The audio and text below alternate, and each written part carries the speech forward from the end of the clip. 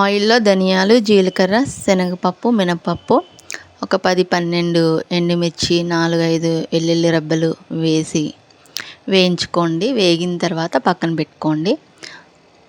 అదే బాండీలో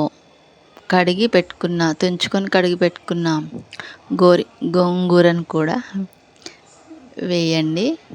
అది బాగా మగ్గనివ్వాలి. కలర్ చేంజ్ అవుతుంది. మగ్గిన తర్వాత తీసి చల్లారబెట్టుకున్నాక మిక్సీ జార్లో కొబ్బరి కూడా మిక్సీ పట్టుకొని పక్కన పెట్టుకోవాలి. 3 కలిపి గ్రైండ్ చేసుకోవాలి. రోట్లో రుబ్బుకుంటే చాలా బాగుంటుంది, కానీ ఇలానైనా పర్లేదు. తర్వాత తాలింపు పెట్టుకోవాలి. తాలింపులోకి వెల్లుల్లి రెబ్బలు, ఎండుమిర్చి, కరివేపాకు, ఆవాలు, జీలకర్ర కూడా వేసుకోండి, మీ ఇష్టం అది.